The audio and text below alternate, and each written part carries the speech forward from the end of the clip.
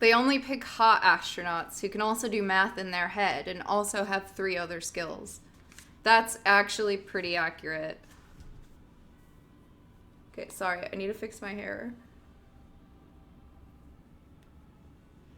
Perfect. So fixed now. Ahem. The rest of the crew already floated in the semi-cylindrical chamber, breathing hard and nursing bruises and a few sprains. Maya ordered them to count off, and was relieved to hear the whole 100 run through without gaps. The room seemed very crowded. They hadn't gathered the whole 100 in one spot for many weeks, and even a max room didn't seem large enough.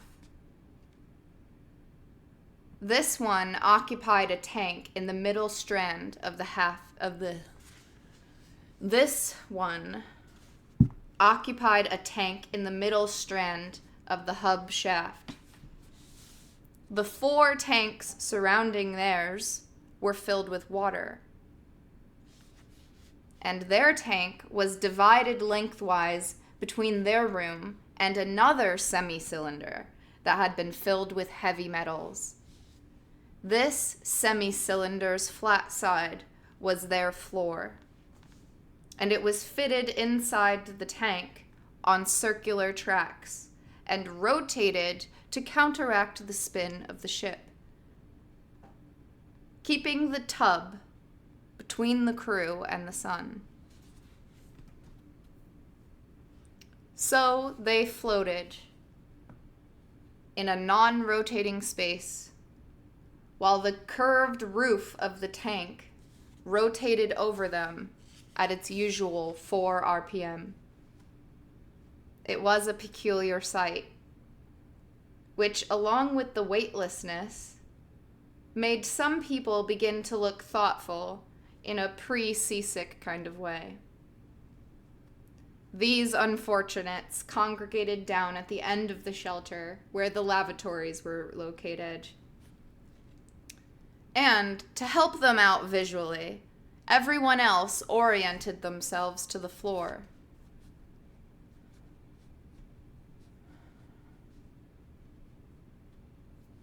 That's about how much they have. So the radiation was therefore coming up through their feet, mostly gamma rays scattering out of the heavy metals. Maya felt an impulse to keep her knees together. People floated in place or put on Velcro slippers to walk over the floor. They talked in low voices, instinctively finding their next-door neighbors, their working partners, their friends.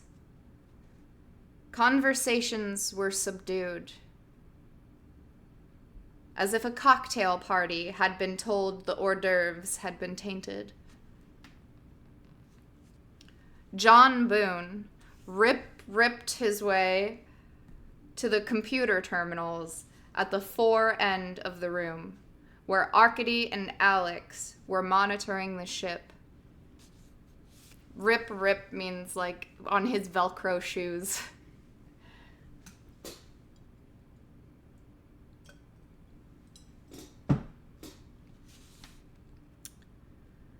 Where Arkady and Alex were monitoring the ship. He punched in a command, and the exterior radiation data were suddenly displayed on the room's biggest screen. "Let's see how much is hitting the ship," he said brightly. Groans.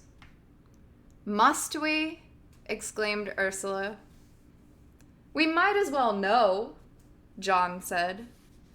"And I want to see how well this shelter works." The one on the Rust Eagle was about as strong as the bib you wear to the dentist. Maya smiled.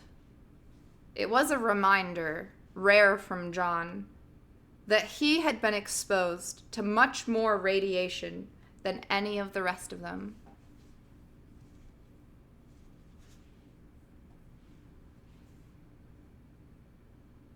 You can drown in your vomit in space, and it's like not easy to contain. If you like just projectile vomit into air, it's gonna form like a ball. And then if it gets stuck on your face, you can't get the fucking water off of your face. The vomit, you could literally, like, it could kill somebody else. It could kill you. And it's going to be very hard to clean up. Anyways. That's what happens if you puke in 0G. Your whole head gets... I mean, depending on the viscosity and the acceleration and... the volume, it could potentially envelop your head and you won't be able to just wipe it off.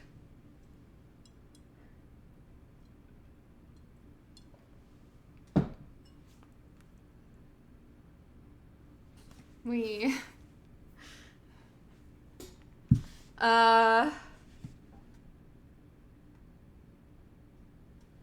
was I? The one on the Rust Eagle was about as strong as the bib you wear to the dentist. Maya smiled. It was a reminder, rare from John, that he had been exposed to much more radiation than any of the rest of them. About 160 rem over the course of his life. As he explained now in response to someone's question. Boon, boon, boon.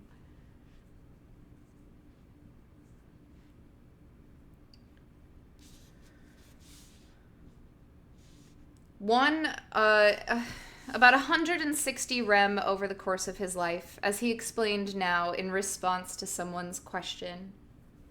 On Earth, one caught a fifth of a Rontgen equivalent man per year.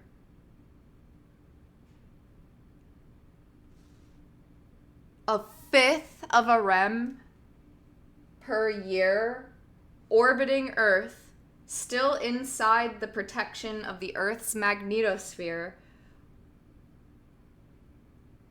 One took about... Wait, what? On Earth, one caught a fifth of a Rontgen equivalent man per year. Oh, orbiting Earth. Duh. I was like, what's the difference? On Earth and then orbiting Earth. Still inside the protection of the Earth's magnetosphere. One took about 35 per year. And John had taken 160.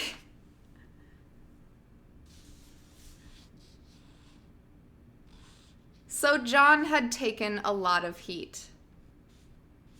And somehow, that gave him the right, now, to screen the exterior data if he wanted to. Those who were interested, about 60 people, clumped behind him to watch the screen. The rest relocated at the far end of the tank, with the people worrying about motion sickness. A group that definitely didn't want to know how much radiation they were taking. Just the thought was enough to send some of them back to the heads. Then, the full force of the flare struck. The exterior radiation count shifted to well above the solar wind's usual level, and then soared into a sudden rush. An indrawn hiss came from several observers at once, and there were some shocked exclamations. 25 is enough to make you sterile for a while.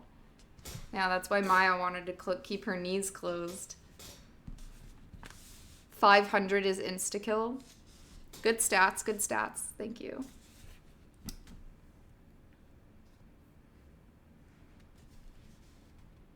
An indrawn hiss came from several observers at once, and there were some shocked exclamations. "But look how much the shelter is stopping," John said, checking the dosimeter pinned to his shirt.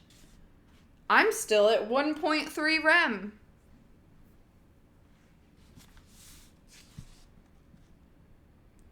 That was several lifetimes of dentist's x-rays, to be sure. But the radiation outside of the storm shelter was already 70 rem, well on its way to a lethal dose. So they were getting off lightly. Still, the amount flying through the rest of the ship, billions of particles were penetrating the ship and colliding with the atoms of water and metal they were huddled behind. Hundreds of millions were flying between those atoms and then through the atoms of their bodies, touching nothing as if they were no more than ghosts. Still, thousands were striking atoms of flesh and bone. Most of these collisions were harmless. But in all those thousands, there were, in all probability, 1 or 2 or 3 in which a chromosome strand was taking a hit and kinking it in the wrong way. And there it was. Tumor initiation, begun with just that typo in the book of the self.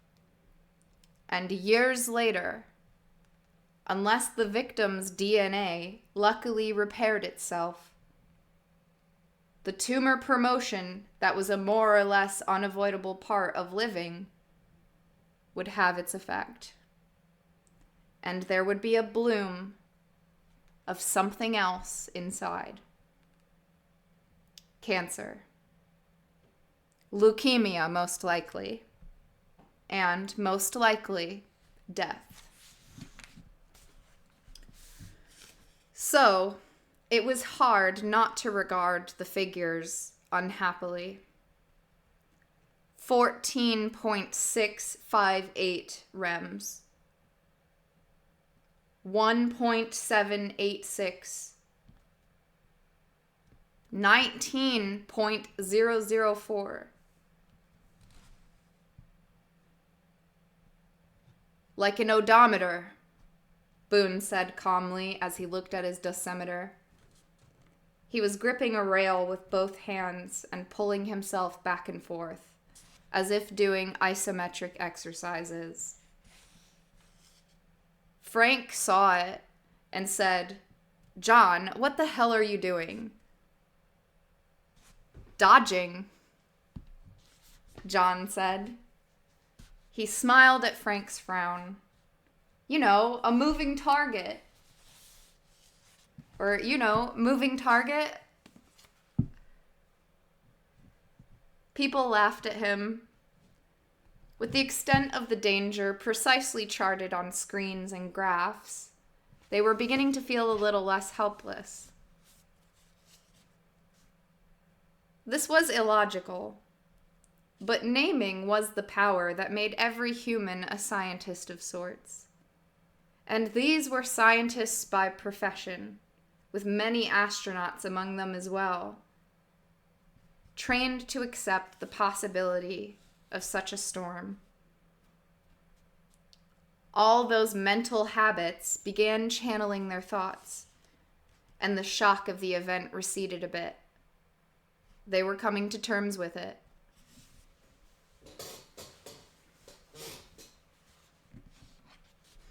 Arcady went to a terminal and called up Beethoven's Pastoral Symphony, picking it up in the third movement when the village dance is interrupted by a storm.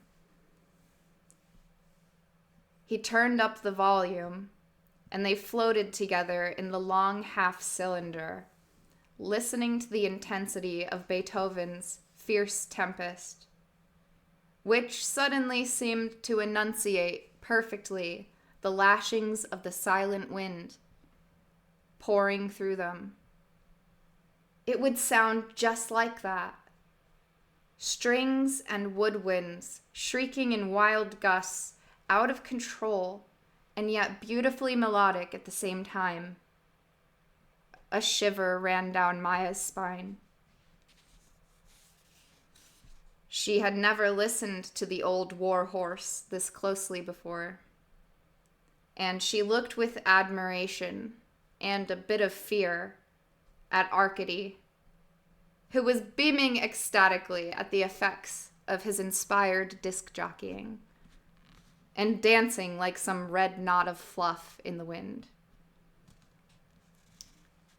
When the symphony's storm peaked, it was difficult to believe that the radiation count wasn't rising.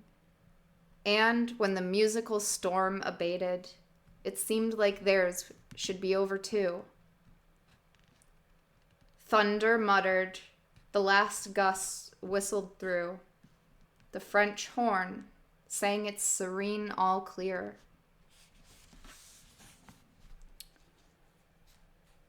People began to talk about other things, discussing the various business of the day that had been so rudely interrupted, or taking the opportunity to talk about other things. About a half hour or more, one of those conversations got louder. Maya didn't hear how it began, but suddenly Arcady said very loudly and in plain English, "I don't think we should pay any attention to plans made for us back on Earth." Other conversations went silent, and people turned to look at him. He had popped up and was floating under the rotating roof of the chamber, where he could survey them all and speak like some kind of mad flying spirit. "I think we should make new plans," he said. "I think we should be making them now. Everything should be redesigned from beginning, with our own thinking expressed. It should extend everywhere, even to the first shelters we build."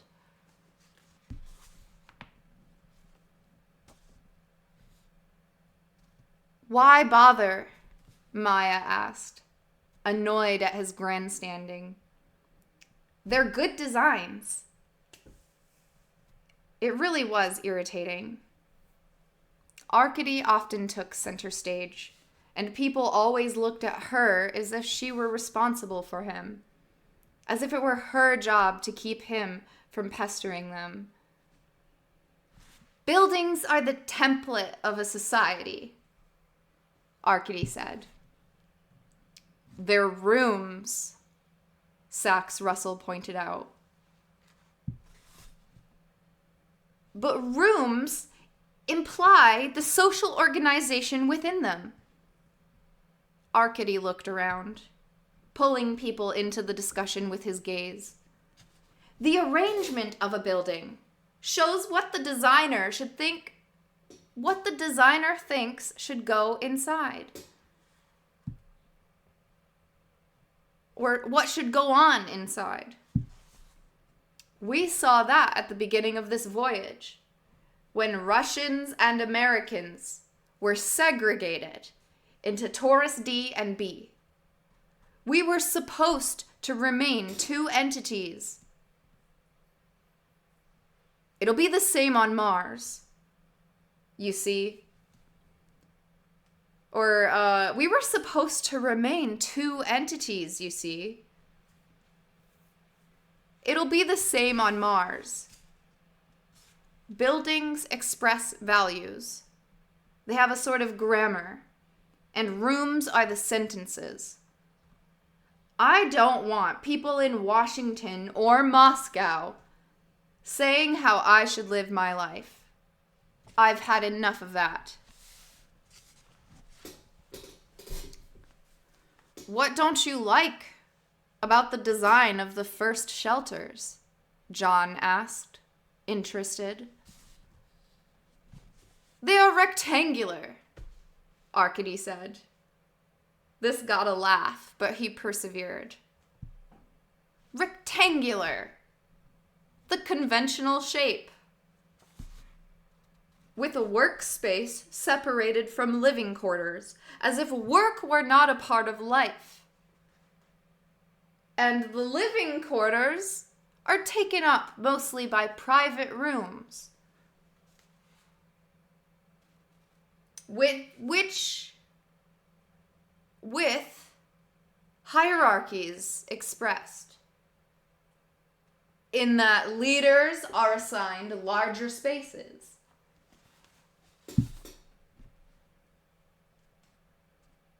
Isn't that just to facilitate work? Or to facilitate their work? Sachs said. No, it isn't really necessary. It's a matter of prestige. A very conventional example of American business thinking, if I may say so. There was a groan, and Phyllis said, Do we have to get political, Arcady? At the very mention of the word, the cloud of listeners ruptured. Mary Dunkel and a couple of others pushed out and headed for the other end of the room. Everything is political, Arcady said at their backs. Nothing more so than this voyage of ours. We are beginning a new society. How could it help but be political? We're a scientific station, Sachs said. It doesn't necessarily have much politics to it. It certainly didn't the last time I was here, John said, looking thoughtfully at Arcady. It did, Arcady said, but it was simpler. You were an all-American crew, there on a temporary mission, doing what your superiors told you to do. But now we are an international crew, establishing a permanent colony. It's completely different. Slowly, people were drifting through the air toward the conversation to hear better what was being said. Ria Jimenez said, I'm not interested in politics. And Mary Dunkel agreed from the other side of the room. That's one of the things I'm here to get away from. Several Russians replied at once. That itself is a political position. And the like. Alex exclaimed, You Americans would like to end politics and history so you can stay in a world you dominate. A couple of Americans tried to protest, but Alex overrode them. It's true. The whole world has changed in the last 30 years. Every country looking at its function, making enormous changes to solve problems, all but the United States. You have become the most reactionary country in the world. Sachs Russell said, the countries that changed had to, because they were rigid before and almost broke. The United States already had flex in its system, and so it didn't have to change as drastically. I say the American way is superior because it's smoother. It's better engineering. This analogy gave Alex pause, and while he was thinking about it, John Boone, who had been watching Arcady with great interest, said, "Getting back to the shelters, how would you make them different?" Arcady said, "I'm not quite sure. We need to see the sites we build them on. Walk around in them, talk it over. It's a process I advocate, you see. But in general, I think workspace and living space should be mixed as much as is practical. Our work will be more than making wages. It will be our art, our whole life. We should give it to each other. We will not buy it. And there should be no signs of hierarchy. I don't even believe in the leader system we have now." He nodded politely at Maya. "We are all equally responsible now. And our buildings should show it. A circle is best. Difficult in construction terms, but it would make sense for heat conservation. A geodesic dome would be a good compromise. Easy to construct and indicating our equality. As for the insides, maybe perhaps mostly open. Everyone should have their own room, sure, but these should be small. Set in the rim, perhaps, and facing larger communal spaces."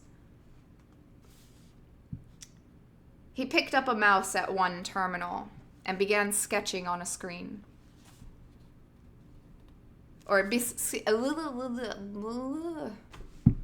He picked up a mouse at one terminal and began to sketch on the screen. "There. This is architectural grammar. That would say all equal. Yes?"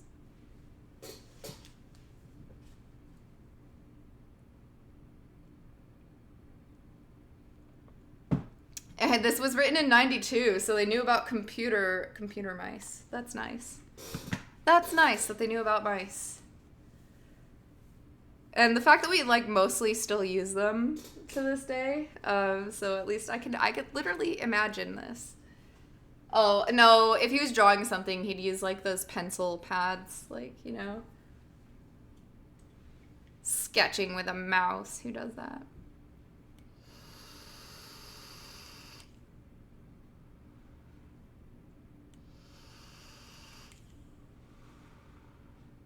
Yeah, he opened up MS Paint. I literally could see it.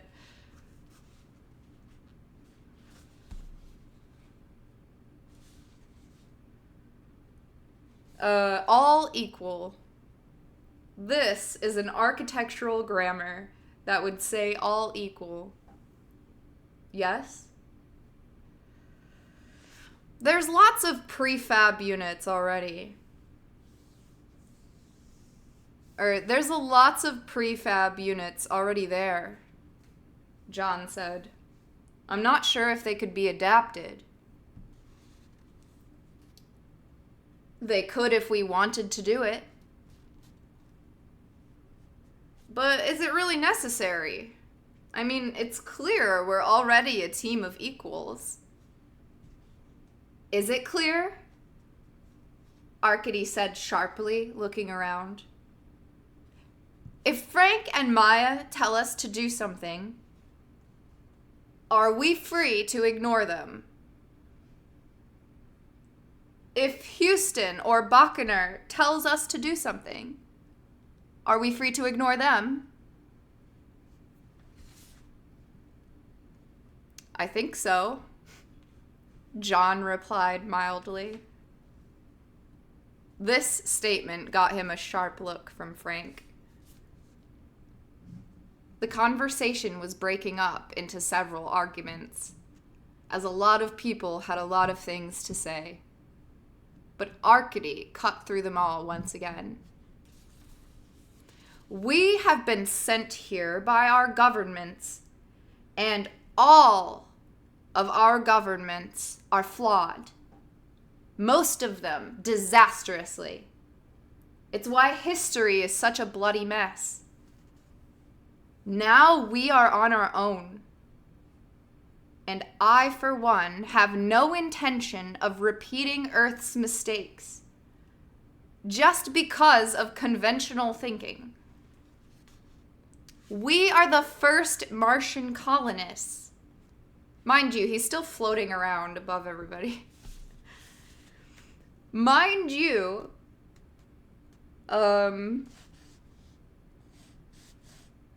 we are the first Martian colonists.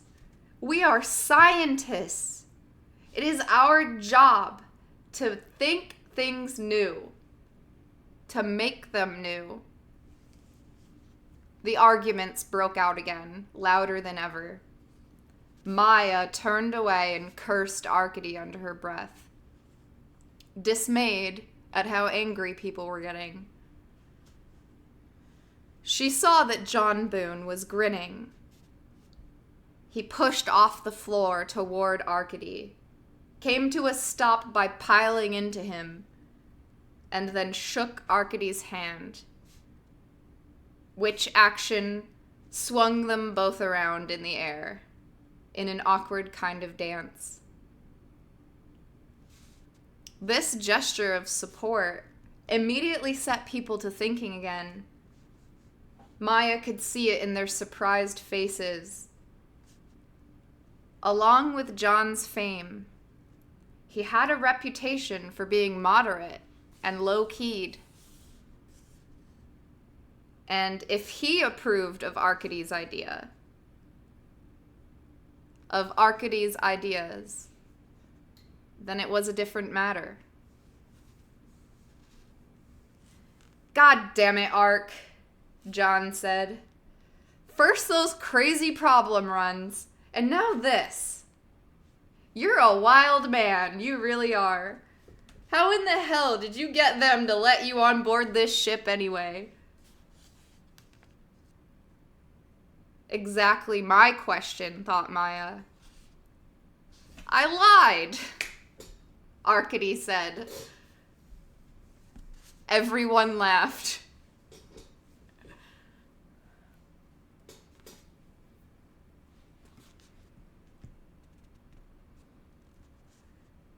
Everyone laughed. Even Frank, looking surprised. But of course I lied, Arcady shouted, a big upside-down grin, splitting his red beard. How else could I get here? I want to go to Mars to do what I want. And the selection committee wanted people to go and do what they were told. You know that. He pointed down at them and shouted, You all lied. You know you did. Frank was laughing harder than ever. Sax wore his usual Buster Keaton, but he raised a finger and said, The revised Minnesota Multiphasic Personality Inventory. And a great jeer went up from them all. They had all been required to take this exam. It was the world's most widely used psychological test, and well regarded by the experts. Respondents agreed or disagreed to 556 statements, and a profile was formed from the replies. But the judgments concerning what the answers meant were based on the earlier responses of a sample group of 2,600 white, married, middle-class Minnesota farmers of the 1930s. Despite all subsequent revisions, The pervading bias created by the nature of that first test group was still deeply ingrained in the test. Or at least some of them thought so. Minnesota! Arkady shouted, rolling his eyes. Farmers from Minnesota. I tell you this now. I lied in answer to every single question. I answered exactly opposite to what I really felt. And this is what allowed me to score as normal. Wild cheers greeted this announcement. Hell, John said. I'm from Minnesota, and I had to lie. More cheers. Frank, Maya noted,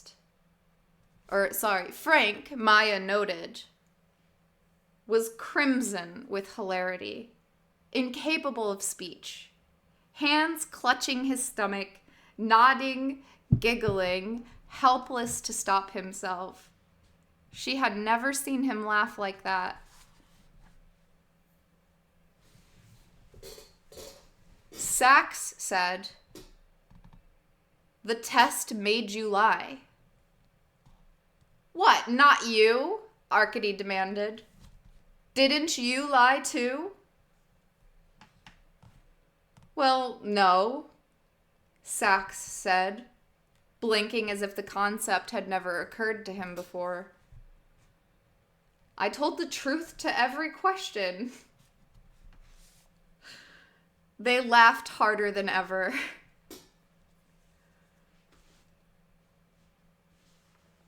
Sachs looked startled at their response, but that only made him look funnier. Someone shouted, "What do you say, Michel? How do you account for yourself?"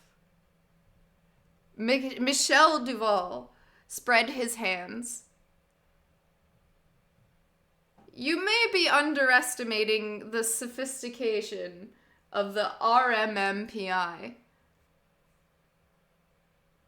There are questions to test how honest you're being. This statement brought down a rain of questions on his head. A methodological inquisition. A methodological inquisition. What were his controls? How did the testers make their theories falsifiable? How did they repeat them?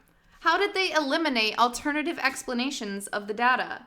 How could they claim to be scientists in any sense of the word whatsoever? Clearly, a lot of them had considered psychology a pseudoscience, and many had considerable resentment for the hoops they had been forced to jump through to get on board. The years of competition had taken their toll, and the discovery of this shared feeling sparked a score of voluble conversations. The tension raised by Arkady's political talk disappeared. Perhaps, Maya thought, Arkady had diffused the one with the other. If so, it had been cleverly done. But Arkady was a clever man. She thought back. Actually, it had been John Boone who changed the subject. He had, in effect, flown to the ceiling and come to Arkady's rescue. And Arkady had seized the chance. They were both clever men. And it seemed possible that they were in some sort of collusion, forming a kind of alternative leadership. Perhaps one American, one Russian. Something would have to be done about that. She said to Michelle, "Do you think it's a bad sign we all consider ourselves to be such liars?" Michelle shrugged. "It's healthy to talk about it.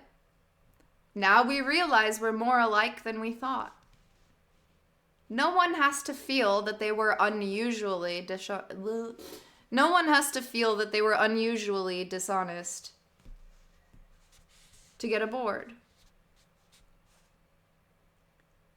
"And you?" Arkady asked. "Did you present yourself as the most rational and balanced psychologist, hiding the strange mind we've come to know and love?" A small smile from Michelle. "You're the expert in strange minds, Arkady."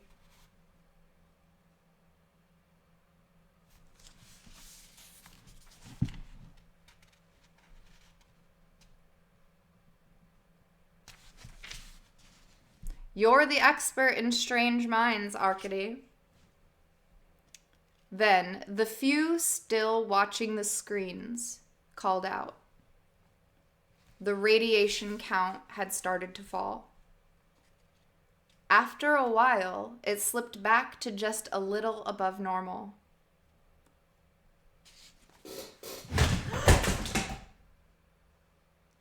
I was gonna go to the bathroom, but okay. Mwahahaha. Ha ha ha. Monday Book Club.